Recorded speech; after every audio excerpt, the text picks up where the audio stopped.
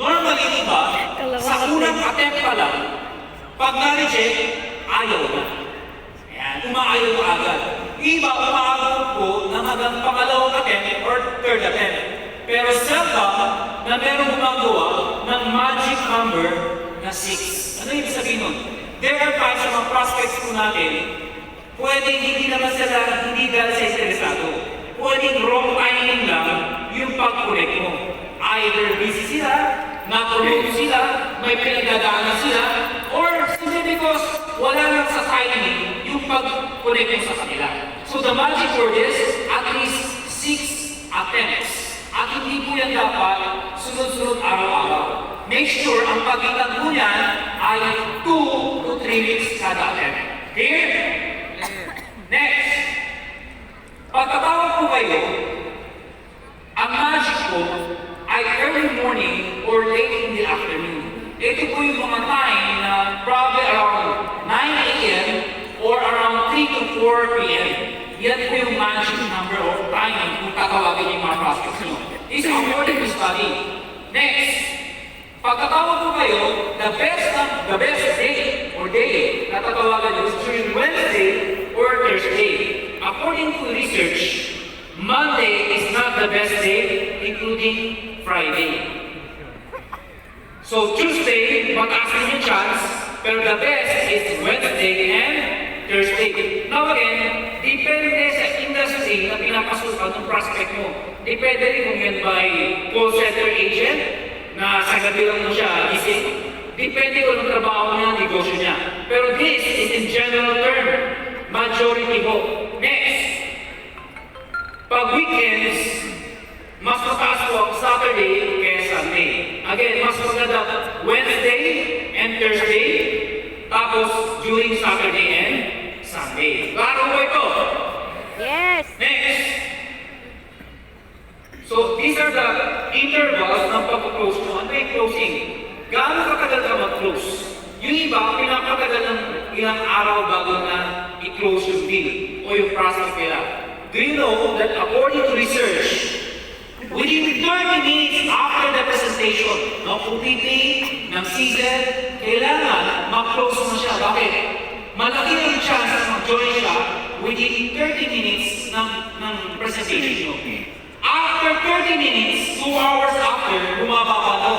Naging 70%. Pagka 4 hours, 55%. Pag pinalagpas mo isang araw, 24 hours, 42%. Tingnan nyo pag second week. Maliit na po yung chance. Na-experience ba yan? Na may invite ka, excited! Pagkatapos, pag-uwi, the following year after ilang days ng tawagan, wala na excitement. Parang, ating motibo. Tapos parang negative ang puro negative na sinasabi. Simply because, nawala na yung excitement level niya. So the magic number is within 30 minutes, i-close na yung deal. Clear? Next. This is very important. Say yes to optimism and smile.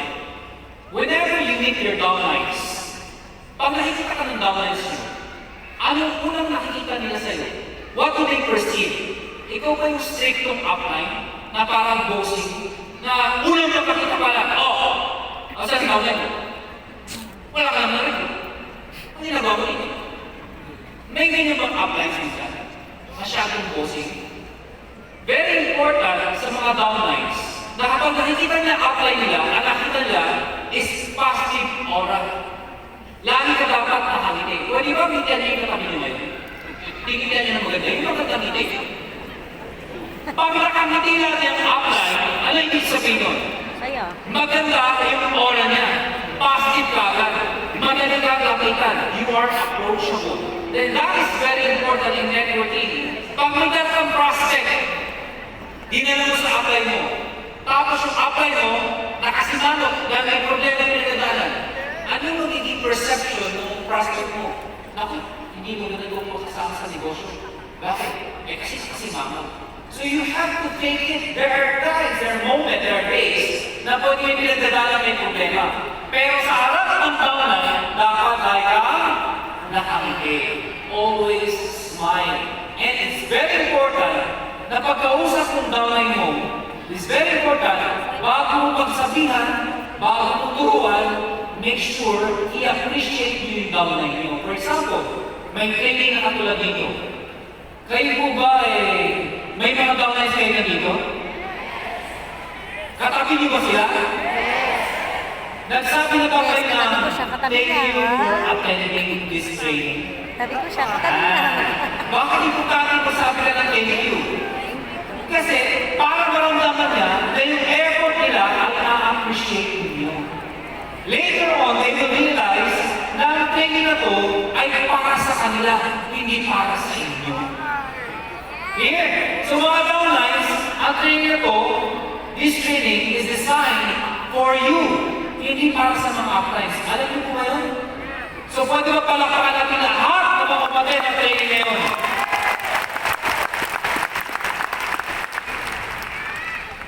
Next, number 4. Don't talk bad about the competition. Marami yung mga distributors, especially yung mga lumipat na ng company. Ewan ko na-experience ko ito. Bago sila mag-present ng marketing plan nila or ng product nila, sasabihin mo na yung mga bad experiences nila o yung mga chismes na narinig nila anything bad about the previous company or uplines. Na-experience na po ba yun? Meron tinatawag na spontaneous trade transfer. Ulitin ko, spontaneous trade transfer. Ano po ba ito? Kapag ang isang tao ay nagsasabi ng negative about something, about the other corporation, about the other upline, marketing plan, or product, anything, pag may sinabing hindi mo maganda, ang napaperceive ng listener, natatransfer doon sa speaker, yung sa salita, yung traits na yun. Ibig ko sabihin, ang nakita niya, napaka-negative ng tao ko. Hindi marunong mag-appreciate. Instead, i-present na lang yung company niya o products niya, naninira pa ng ibang company. Get away with these people. You know why? Kasi ang nakikita nila lagi ay yung mga negative, hindi yung positive side. Dahil lahat po ng company, lagi may positive side at mayroong negative side. Maraming sabi, ang A-Global, magsasara na daw. Pangit daw. Laos na daw. Mawawala na daw. Ito ang sagot ko. Kung ako may-ari, hindi ko alam na magsasara na ang A-Global. Buti pa sila, alam nilang magsasara na. Naunahan pa kami mga may-ari. At isa pang sagot ko, sabi nila, pangit ang A-Global. Ito sagot ko. Opo, aaminin ko sa inyo. Dahil hindi po perfect ang A-Global. Dahil ang mga may-ari ay hindi po perfect. There's no such thing as perfect. Pero tandaan nyo ito. Ito ang pinakamaganda sa lahat ng mga pangit. Yes! Ano po ibig sabihin nun? Pangit A-Global, mas pangit po sa kanila. Dahil ito po yung pinakamaganda sa lahat ng mga pangit. At kung sakaling may gaganda sa A-Global, ako po ang mauna ko dun kung mayroong perfect company. At kung sakaling perfect yun, at sumali ko tayo doon, hindi na rin ito perfect yun. Bakit? Nandun na rin tayo eh. Nakuha ninyo? So, never ever join a person or a leader who's speaking negative about the company, the products, etc. Dapat ang sasamahan ng leader, yung lagi sinasabi ay puro positive and appreciation. Tingnan nyo ba yung mga bagay siya? Sabihin mo yung bagay mo, I appreciate you. I appreciate you. Mayaman Yung ka may feelings mo, wala magkakaroon yung kasabi niyo. Appreciate you. Hawakan niyo, I appreciate you. I appreciate you. Alright, next. Uy, tutut ng tutut. Offer more than one option. Now, this is very important. Pag kayo nag-present, yung iba ang inuna ay products. Yung iba ay inuna ay marketing plan. Regardless kung ano i-present nyo, the magic word is offer more than one option. Ano po ibig sabihin yan? Dito na tayo sa one account. Pag kayo nag-present, yung iba ko, pinipresent agad yung 15 accounts. Wala ka problema ko doon. Okay? Yung iba naman, yung one account lang. I represent yung third account, yung 7 accounts, yung one account lang, pinipresent. Now, sa science Products-based network marketing. Ang sinasabi ko dito, i-present mo muna mauna yung one account. Ipakita mo yung magkano, tapos yung benefits ng one account. After nun, sasabihin mo, alam mo, meron isang mas magandang strategy. Saka mo ipakita yung 3 accounts. Ipakita mo yung benefits ng 3 accounts. Hindi natin topic ngayon, kasi haba po yung time po natin. And after that, saka mo present yung 7 and 15 accounts. Anong po nito? Anong catch? Habang pinapakita mo yung palaki ng benefit, ano makikita niya? Kaya pala marami yung mayaman dyan. Ibig sabihin, kapag mas maraming account, mas marami kang downlines, mas malaki ang chance na kumita ka. So, ang dating ko nun, binibigyan mo siya ng decision making wherein he can choose kung saan siya mas comfortable. Sa 1 account, sa 3 accounts, 7 accounts, or 15 accounts. So, siya ang pagpipili mo. But then, the magic is, i-present mo na yung 1 account hanggang 15 accounts. Let them choose. Kasi pag ikaw pushy ka at pinush mo isang bagay, pili nila, pera-pera lang ang habol mo sa kanila. Here, after mo i-present, pag walang pinili sa kahit anong accounts, sa kaming pakita, ang last na lang, ang ginagawa ko pag ako may present, emotional marketing na lang po. Ano emotional marketing? May pinuntahan ako, kita ko, kakilala ko. Pinisesi, tinanyan ko na. Pinakita ko yung sesi ko, wala ka rin talaga. Anong lasa na pakita ko sa dito? Kita, total, na present ko na sa'yo lahat. Napagod na rin lang ako. Malay-lay ka rin yung biniyahin ko. Siguro, isang malaking encouragement lang sa akin dito kung susubukan mo yung products. Ganoon na lang, dadaan sa products. Alam mo, more often than not, ang sabi ng tita ko, kung sisihin ka ba yung product na yan? Sis na yung lang. Alam mo, minsan kasi hindi mo matatakot niya, sige, hindi mo matatakot niya, binag-3 pa. Nakuha niya ba? Katawag ko ito, emotional marketing. Pero kung nagkalang umiyak ka, hindi ka! Ano naman gano'n? Huwag ka naman nagmamakaawa naman. So, pagkatapos, ayaw pa din. Wala talaga. Ano gagawin mo? Pinakita mo na lahat ng options ng products. Last na lang po. Sa harapan niya. Humingi ka ng mahigit na tubig. Kumuha ka ng kape. Buksan mo sa harapan niya. Tignan mo, kita. Kahit ito na lang, matik lang ko lang. Sige na, please ka, humili ka. Biro lang mo. The goal is, every prospect must remain a prospect. Hindi pwede pag may kinausap ka, ayaw, tapos na usapan. Kailangan, meron kang mabenta sa kanya. Ma-prove mo na maganda ang products ng Global. Tama. Because more often than not, sasali ko sila pag na-experience nila ang products ng Global. Maganda ba para sa Global? Yeah! Maganda ba si 24/7? Yeah! Maganda ba ang Holy News? Now, if you believe in the products, if you love the products, believe me, you'll never go wrong. Ang Global, tatagal at tatagal ito hanggang meron tayong magandang produkto na katulad ng mga produkto meron tayo ngayon. Kaya hindi pwedeng mawalan ka ng income. Dahil ang produkto natin, tutuloy at tutuloy at tutuloy ko ito. Yung tipong, mamamatay na lang yung prospect mo, may nagbebenta ko sa kanya. Oh, nasa hospital niya. May lalapit. Ikasubukan mo to. Hanggang dito ka na ang ay bebentahan na bebentahan. Next, number 6. This is very important. Act like a psychologist. Sa mga downlines ninyo, there are times na hindi ko natin sila pinapakinggan. Hindi natin naririnig ano yung mga hinahinto nila, ano yung mga challenges nila. Well, ladies and gentlemen, acting like a psychologist, ano ibig sabihin ko? Hindi po kayo professional doctors or psychologists. What I'm trying to say is this, always listen to your downlines. Dapat, may mga triggering questions ka para maramdaman ng downlines mo, magkaroon siya mag-build ng trust sa'yo kasi maramdaman nila that you care as an upline. Ayan. So, bigyan nyo sila ng time, tanongin nyo, ano ba mga challenges mo ngayon? Ayan. Those are the magic questions. Ano ba mga challenges mo ngayon?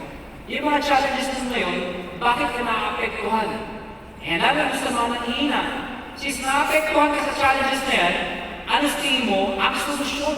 So, pinapalik ko na sa kanya yung mga question. From there, makagather ka ng information para malaman mo anong needs ng downlines mo. Klaro po ba yun? Ayan. Next. Okay. Be a goal-oriented leader. Well, alam ko natin lahat na for sure kanina or ibang trainings na natin namin, nagkaroon ako ng goal setting. Tinuruan ako kayo gumawa ng goals. And goals are very important. Bali wala lahat ng effort natin lahat kapag wala kang clear and direct goals sa mga pangarap ninyo. So for 2020, question, nag-goal setting na ba kayo? Kinausap sa ba kayo ng apprehension anong goals mo for 2020? Now, why is it important na ang leader ay goal-oriented? Mga kaibigan, kanina yung pinakita dito. Tandaan niyo po saying na to. The speed of the pack is determined by the speed of the leader. Ano po ibig sabihin nun? Kapag yung leader ay mabilis makakuha ng goals, gagayahin din ng mga downlines niya. So, dito, ang gusto i-point ko dito, hindi ikaw, kundi yung downline mo. Ano yung dito sabihin nun? Dapat may goal ka sa downline mo. So, mga uplines, pwede bang tignan niyo yung mga downlines nyo kayo? Silipin niyo po yung mga downlines nyo. Tignan niyo, tignan niyo. Sabihin mo sa downline mo, may goal ako sa'yo. My goal ako sa'yo. For 2020, alam ko, this will be your year. Kasi ka na. Okay tayo. No. Downline, sabi mo, upline, I believe you. I believe you. Question, may goal ka ba sa downline mo? Ang goal natin lahat, maging masaya at maging successful si downline. Kaya start ko ngayon. Mayayamanin Kung wala yung direct downline nyo, hindi na siya active. So, tumalog ka sa susunod active. Pag wala siya dito, di makita, I'm giving you a moment to text them. I-text nyo sila ngayon, sabihin mo, kung ano yung pangalan nila, example, blank. I appreciate you, text mo sila ngayon. Ang goal ko for 2020 para sa'yo ay maging member ka ng Millionaires Circle. I'll give you one minute, i-text mo yung mga downlines mo ngayon. Kung yung downline mo katabi mo, huwag mo lang i-text. Kausapin niyo na yung downline niyo. Go! Oh, downline. 1 minute ko, i-text mo. Lalo na yung mga hindi umattend mo ngayon. Dapat maging healthy ka na ngayong year. Yes. Upline, I believe you. Payamanin mo ang upline mo. Sama, tutuan tama. Payamanin mo tong upline mo. Tapos payamanin mo yung upline mo. Kaya lang sa strong Yung side iba, mo. low, parang hindi nag-text. Tama? Sino ang upline mo ba si Nanette? Ako, yun na. Okay, 10 seconds. Sino ba kay Nanette? Malapit na yung time. Strong side mo. Tayo mga strong side eh. Puro strong side. Ganun tayo. Alright. So Tapos habang makikreate ka ng pera. tinitext ko ng iba, sila ay... Payayamanin kita, papasubugin kong taytay. Oo nga eh. Okay lang yan kapag kami Okay. stroke. Kailangan Maybe yung yung paglabas strong natin, mag-ano tayo. Ha? Ano ng... Luma na ako ng kwento ko, ilang beses ko na rin ito. Pero ito po ay kwento ng mas isang ko. Pagkalabas tao dapat na may wish Hindi ko siya na nadaling sa mask kanyang ko. mga kaibigan. May dala ka? Sa isang isla, Linaban ko. may napadpad tatlong matalik na magkaibigan. Ano lang ako nito, Ate Christy. Years na po sila doon, hindi sila nakaalis dahil wala akong nag-rescue. Sila po ay nawala. Habang po sila ay naglalakad sa dalang pasigan doon sa may sana, yung isa may nakita. Isang lampara. Sabi na nito lampara, mga gamit natin to ah. Pwede paglagay ng tubig. So kinuha niya sa yung lampara na yun. Pagkuha niya, medyo madumi yung lampara, kisis yung lampara na yun. Lumabas, isang genie. O siyempre, alam nila, kung sabi ng genie, bibigyan ko kayo ng tatlong wish. Eh kaya lang, tatlo din sila. So walang choice. Kailangan, tigisa lang sila. Kasi hindi naman pwede isa na mag-wish. O sabi ng isa, hindi mo na nakapagod. Ay, mauna ako. O sige, ano wish mo? Sabi mo na. Dahil ilang taon na ako dito, at miss na miss ko na ang pamilya ko. Ang wish ko, kasama ko ang pamilya ko ngayon sa Paris. Pag nagpas ng puso, nagulat siya. Nasa Eiffel Tower siya. Kasama niya yung pamilya niya. Ang saya-saya niya! Yes! Ang saya niya! Sumunod yung isa. Sabi niya, ako, na-miss ko na rin ang pamilya ko. Ano pa naman nasa isip ko? Gusto ko. Maglagay ako ng mask. Sa New York naman. Boom! Gulat siya. Nasa Empire State Tower naman siya. Kasama niya pamilya. Ang saya-saya niya. Yung pangatlo, umiiyak. Oh, bakit ito umiiyak? Ang lungkot-lungkot ko eh. Bakit? Wala na yung dalawa mo kaibigan. O ano wish mo? Ang wish ko, bumalik sila dito. Makasarili mo lang yun. Ano ang wish mo sa downline mo? Pang sarili ba o para sa downline mo? Para sa down. Pag nag-goal ka, make sure yung para sa downline mo, hindi para sa iyo. Dahil ang downline, pag yan ang masaya, pag yan ang umika, habang buhay kayo magkikita at magkikita. Yes! Pag yan na wala, dahil wala nang magawa, wala na ikaw magagawa. Kaya mahalin mo ang mga downlines. Alright? O pwede mo palaparan yung mga downlines! Okay, next. Number 8. Provide a reliable support system. Now, this is very important. Bakit may mga downlines na nasasucceed ng mas mabilis kaysa iba? Well, of course, importante na maging independent ka at maging leader ka agad. Katulad ng mga technical na, dapat adaptable ka, mabilis ka mag-adapt, dapat mabilis ka tumayo, maging independent ka. Yan ang mga kailangan eh. But then, it is important na meron support system ang mga downlines mo. Yung tipong pag pumunta sila sa office, pag pumunta sila sa grupo mo, ang mararamdaman nila, meron support system. Hindi ka nag-iisa. Hindi siya nag-iisa. Marami kayo na magsasabi ng mga strategy para umaman kayo pare-pareho. Ang good news ko dito, may mga grupo, may mga teams na nag-start na po ng ganyan, na kahit cross-line, kinikater po nila. And I love sharing about this topic simply because may mga uplines, may mga leaders na hindi sila naging selfish, in-offer po nila to sa iba't ibang grupo. Hindi ko sasabihin ko yung mga pangalan ng ibang grupo kasi sa dami, pero may isang alam na sobrang na perfect nila yung kanilang system na marami yung nag-succeed sa mga kilala nila kahit cross-line. Ang J-Link Project po. Pwede mo palakpakan ng J-Link Project! At saka yung Ultimate Eagle!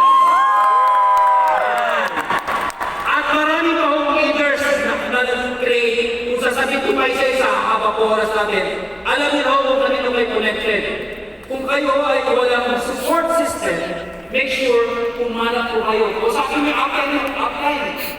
Gumawa ka ng support system. Yung system na alam ko meron akong sunod-sunod na gagawin para ma-reach ko yung mga objectives ko and goals ko sa any model. Yan. A group that will cater all the necessary activities and steps in order for you para magkaroon ka ng guide para sa iyong pagiging successful sa any model. Andiyan pa ba kayo? Okay. So, provide a reliable support system. Kwento! Matapos na po tayo. Di ba may nangyayaring gera ngayon sa Middle East? An imminent war is about to come about Iran and the US. So, nagkaroon ng emergency po ngayon sa Iraq. Maraming mga US soldiers na pinapadala po ngayon doon. Sa US po ngayon, joke lang naman po ito. Pinatawag yung mga soldiers, dinadal nila. Bakit? Kasi maraming ipapadala sa Iraq ngayon. So what happened? May isang mga soldiers, may group of soldiers, natakot at takot, kahit hindi ka sa hirap. Kasi ang dami naman tayong tulog eh. So sabi niya sa soldier, hindi pwede ako sasama dyan, takot siya ngayon. Hinahabol ng mga MP, mga military police. Hinahabol sila ngayon. So kakatakbo niya, may nakita siya isang nun, sister, madre, nakakayo, magal. Sabi niya, sister, pasensya na po kayo. Mamaya ko na-explain. Pwede bang suminong muna dyan sa pata niyo? Ngayon lang po, mabilis lang po. Please. Mamaya ko na-explain. So sabi ng sister, kasi hindi ko nagmamakaway. Pumasok sa loob yan. Dumating yung dalawang military police. Sabi yung dalawang military police, Sister! Nakita niyo ba yung sundalo tumakbo dito? Sabi ng sister. So may tinuro siya, takbo yung military police ngayon. Hinahanap na yun. So nung nakalayo na, lahat na naubas kayo sundalo. Sabi ng sundalo, Sister, maraming pong salamat. Alam niyo kaya po po nagtatalo sa kanila. Kasi ipapadala po sa Iraq. Ayoko pumunta sa Iraq. Sabi ng sister, naiintindihan kita. Saka sister, hanggang daw ng next ninyo. Sabi ng sister, ay salamat. Kung tumingin ka pagtaas, may makikita kang dalawang itlog. Ayaw kung pumunta sa Iraq.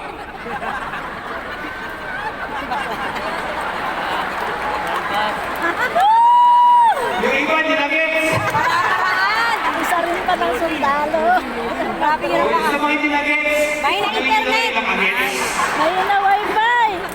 May na internet! Bakit yan? Mahanap ka ng support system na matutulungan ka sa mga goals mo. Hindi para ipahamak ka Sa mga mali.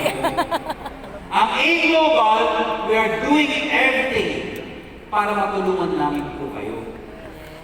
Gagawin po namin lahat. Pinapadali namin lahat. Pinapaganda namin ang marketing plan. Simply because hindi ito para sa amin, kundi para sa inyo mga tao na naniniwala sa A-Global. Naniniwala ka ba sa A-Global? Okay. Next. Always look at the big picture. Ano ba ibig sabihin ito? Marami yung nangyayari sa buhay natin ngayon. Challenges. 2019, tapos na po. Pero what is important is this. Dapat nakita mo yung buong picture. Ano ibig sabihin nun? Kung ang apply mo, minsan pinagsasabihan ka. Kung ang apply mo, minsan binibitawan ka. Kung ang apply mo, minsan minasabing di maganda para sa'yo. Lagi mong isipin, hindi galing ang apply mo. Ang apply mo, minsan, tinuturuan ka lang para maging isang ganang ka na leader. Na tumayo sa sarili at matuto ka. Dahil kung lahat ay gagawin niya, hindi ka rin magiging successful. Tanungin mo lahat ng mga applies mo, lalo yung mga top 20, yung top 50, yung HOF. Isa lang nasabi nila, wala kaming apply na tumutok sa amin. Yes. Nagpusa kami, tumayo kami sa sarili natin pa, gumawa kami ng paraan, hindi kami umasa kahit sino man para kami maging successful. Kaya kami ngayon ay top distributors. If you want to become part of the top distributors, look at the big picture. Huwag niyo tingnan yung mga pangit at tingnan niyo yung mga magaganda. Dahil believe me, maniwala kayo sa akin. Lahat ng pinagdadaanan niyo ngayon, pinagdaanan din namin yan. Pinagdaanan din ng applies niyo yan. Ano ibig sabihin nun? Yung pinuntahan nila, pupuntahan niyo rin. Yung narating nila, mararating niyo rin. Ang tanong, gusto ba marating yung narating nila? Kung naniniwala ka, tumayo ka! Sabi mo, pupunta rin ako dyan! Last! Tapos na. Breakthrough! In order for you to have a breakthrough. Yes! Ano po yung breakthrough? Tama na po yung mga drama-drama po natin. Tanggalin natin lahat ng mga bagay na nagpapabagal po sa atin. Ang solusyon ay nasa kamay mo, wala sa apply mo. Yes! Ang problema, masusolusyonan mo kapag ginawa mo ng paraan, hindi kapag umupo ka lang at tingnan. Lahat